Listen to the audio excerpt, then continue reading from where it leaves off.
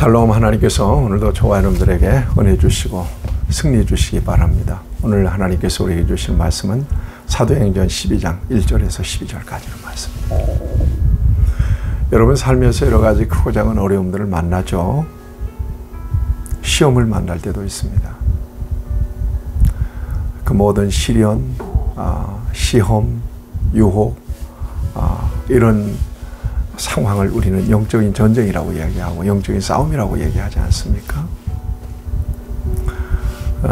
여러분 담대한 믿음으로 승리하실 수 있기를 바랍니다. 하나님께서 우리와 함께 계시고요. 또한 우리 주님 말씀하십니다. 너희가 세상에서 환난을 당하라. 담대하라. 내가 세상을 이기노라. 로마서 8장에서 우리에게 정말 힘을 주는 말씀이 있지 않습니까? 누가 우리를 그리스도의 사랑에서 끊으리요? 환난이나 곤고나 적신이나 위험이나 칼이랴. 그 모든 일에 우리를 사랑하시는 이로 말미암아 우리가 넉넉하게 이르리라. 여기까지 승리하셨어요. 하나님의 은혜입니다. 앞으로도 승리하게 될 것입니다. 확실한 약속을 의지해서 우리는 믿습니다. 우리 주님은 약속하신 것처럼 내가 세상 끝날까지 너희와 항상 함께 있으리라. 우리와 함께 계십니다. 임마누엘의 은혜로 저와 여러분들의 남은 일생도 반드시 승리하게 될 것을 믿습니다.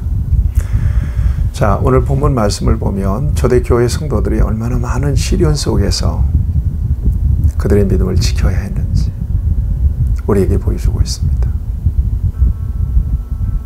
어둠의 권세들과 세상 주관자들이 믿음의 엄청난 도전과 핍박을 가합니다. 특별히 이 세상의 강력한 권력이 물리적으로 믿는 사람들을 핍박합니다. 여러분, 이런 상황 속에서 성도들은 어떻게 믿음을 지켜내야 될까요? 오늘 본문에 보면 헤롯 왕이, 여기서 말하는 헤롯 왕은 헤롯 대왕의 손자 헤롯 아그리파 1세를 말합니다. 교인들을 잡아서 죽입니다. 왜 그런가 했더니 이 사람은 유대인들이 좋아하니까 그래요. 이 사람은 친유대 정책을 펼쳤던 사람입니다. 유대인의 분봉왕으로 와 있잖아요. 그러니까 유대인들의 환심을 사고 유대인들에게 인기를 얻어서 뭔가 그것을 발판으로 해서 자신의 입지를 세우고자 하는 그런 야망을 가지고 있었던 사람입니다. 그러니까 유대인들이 좋아하는 일은 무슨 일이든 하는 거예요. 그러니까 유대인들이 믿는 사람들 핍박하니까, 그리스도를 핍박하니까 너무 좋아하는 거예요. 예수님의 동생 야고보가 첫 번째 희생자가 돼요. 칼로 그를 죽이니까 아이고 막 유대인들이 너무 좋아하는 거예요. 그러자 예수님의 제자 수제자 베드로를 잡습니다. 죽이기 위해서 잡은 겁니다. 그런데 잡아놓고 보니까 명절 기간이네요. 무교절, 6월절 기간이네요. 명절 기간에 사람을 죽일 수 없으니까 옥에 가뒀단 말이에요. 그래서 병사들 4대로 베드로, 옥에 갇힌 베드로를 지키도록 만들죠. 그리고 그의 그 손발에 착고를 채우고 꼼짝 못하게 하고 그를 지킵니다. 자, 그래서 6월절 끝나고 난 다음에 베드로를 끌어내서 백성들 앞에서 뭔가 이벤트를 하려고 했던 모양이죠. 예. 자, 이 같은 상황을 5절에서 이렇게 보여주고 있습니다. 이에 베드로는 옥에 갇혔고 교회는 그를 위하여 간절히 하나님께 기도하더라. 이렇게 되어 있습니다. 여러분, 베드로가 옥에 갇힌 상황은 굉장히 암울한 상황입니다. 이 암울한 상황을 놓고 걱정스러운 상황이죠. 불안하고 두려운 상황이죠. 이 상황을 놓고 교회가 할 수 있었던 일은 바로 기도하는 일이었습니다. 이 기도했을 때 어떤 일들이 일어나는지를 이 성경은 우리에게 보여주고 있거든요. 미리 말씀드리면 기도에는 강력한 능력이 있다는 사실을 저와 여러분들이 다시 한번 확신하면서 오늘 이 말씀을 좀 볼 수 있으면 좋겠습니다. 베드로의 옥에 갇혔고 교인들은 위에서 열심히 교인은 간절하게 하나님 앞에 기도했는데 어떤 일이 일어나느냐. 여러분 6절에 보세요. 6절 보면 이 베드로가 어떤 상황 속에 있었는지를 보여주고 있어요. 이 상황을 이렇게 증거해 주는 것은 인간적인 능력으로는 도저히 빠져나올 수 없는 상황이었다는 것을 보여주기 위해서입니다. 헤롯이 잡아내려고 하는 그 전날 밤에 베드로가 두 군인 틈에서 두 쇠사슬에 매여 누워 자는데 이렇게 되거든 말이에요. 그리고 파수꾼들은 문 밖에서 옥을 지켰습니다. 어떻게 빠져나와요? 절대 못 빠져나오죠. 그런데 하나님은 초월적인 방법으로 베드로를 구출합니다. 호련히 갑자기 주의 사자 천사를 보내는 것입니다. 그래서 베드로의 옆구리를 천사가 치어서 일으킵니다. 그를 급히 일어나라. 그래서 일어나니까 손에 찼던 쇠사슬이 벗어지는 겁니다. 스르 벗어지는 겁니다. 천사가 말합니다. 이 모든 상황을 천사가 통제하는 겁니다. 띠를 띠고 신을 신으라. 베드로가 띠를 띠고 신을 신으니까 겉옷을 입어라. 그리고 나를 따라와라. 그래가지고 천사를 따라갑니다. 이때 베드로는 이게 도대체 꿈인지 생신지 분간이 안 되는 순간입니다.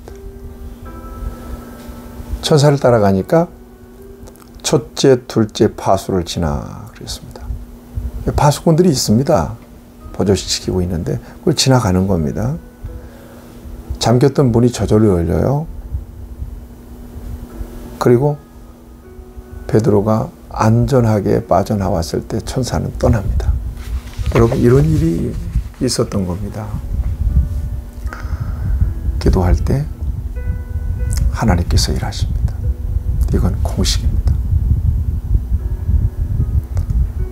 그 어떤 절망적인 상황 속에서라도 성도가 믿음으로 간절히 하나님 앞에 기도할 때 하나님께서 이런 방법을 통해서 일하십니다. 모든 매인 것들을 푸시고 장애물들을 지나게 하십니다. 그러니 기도해야 되겠죠.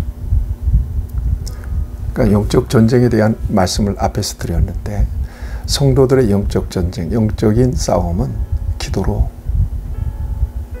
승부가 나게 되어 있습니다. 우리가 마귀의 대적을 못 이겨요. 그러나 성도가 기도할 때 우리 주님이 성도를 위해 싸우시죠. 당면한 여러 가지 어려움들, 저와 여러분들이 어떻게 이겨낼 수 있고 극복할 수 있겠어요? 그러나 하나님은 능히 그 모든 어려움들을 해결하실 수 있는 전능하신 하나님이십니다. 맡겨드릴 때 믿음으로 기도할 때 하나님께서 일하십니다. 이 같은 역사를 저와 여러분들이 이 장면을 통해서 더 확신할 수 있어야 될 것입니다. 강력한 기도에 대한 도전을 저와 여러분들이 받아야 되는 장면입니다. 내가 기도할 때 하나님이 일하십니다. 특별한 방법으로, 아주 신비한 방법으로, 아주 기적적으로 그 모든 상황을 정리하시고 마무리하십니다. 여러분, 저와 여러분들이 기도의 이 같은 능력을 신뢰할 때 여러분 어떤 어려움과 여러 가지 염려가 있더라도 하나님 앞에 기도하면 그 모든 문제들을 능히 이길 수 있다는 분명한 확신을 가지고 하나님 앞에 기도의 무릎을 꿇어야 될 것입니다. 자, 그래서 베드로가 이제 빠져나와서 정신이 들자 이게 꿈이 아니었던 겁니다. 예. 하나님께서 천사를 통해서 자기를 구출해내신 것을 그제야 자각하게 되죠. 그리고는 마가라고 하는 요한의 어머니의 마리아의 집에 가니까 세상에 거기서 자기를 위해서 열심히 교인들은 기도하고 있었던 겁니다. 사랑하는 여러분,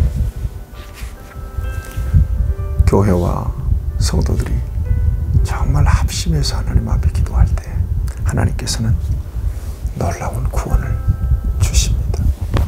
오늘 이 본문 말씀은 이 같은 역사를 저와 여러분들에게 보여주면서 도전합니다.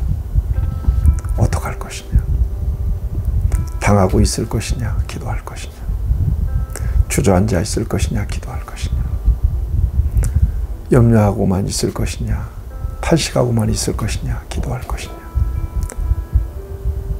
여러분, 기도를 선택하실 수 있어야 되고요. 기도를 작정하실 수 있어야 됩니다.